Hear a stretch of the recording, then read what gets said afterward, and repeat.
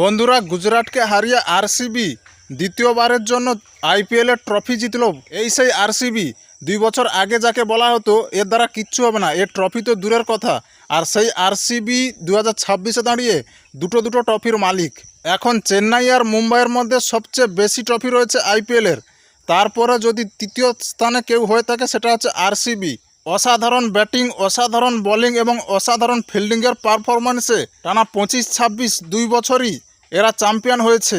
আর অন্যদিকে গুজরাটের কথা যদি বলা হয়, যার কারণে তারা ম্যাচটা হেরেছে, ওই আমি প্রথম থেকেই বলে এসেছি যে ওদের যে উপরের তিনটে যে বাজ পাখি ওরা যদি আউট হয়ে যায় তাহলে ম্যাচ হচ্ছে গুজরাটের হাত থেকে বেরিয়ে যাবে। আর সেটাই হয়েছে। 5 ওভারের মধ্যে ওদের 3টে বাজ পাখি আউট হয়ে গেছে, আর বাকি আর কেউ নেই যে ওদের রান তৈরি করে দেওয়ার মতো। তাও তো বোলারগুলো পিটিয়ে 150 পর্যন্ত তুলে দিয়েছে, না হলে ওটা মনে হয় 100-র মধ্যে সমাপ্তি হয়ে যেত। গুজরাট সেমিতে খেললে ভালো, সেমিতে খেলে উঠে ফাইনালে উঠেছে, কিন্তু ফাইনালে যে এইভাবে হার গুজরাটের, সত্যি একটা লজ্জাজনক হার।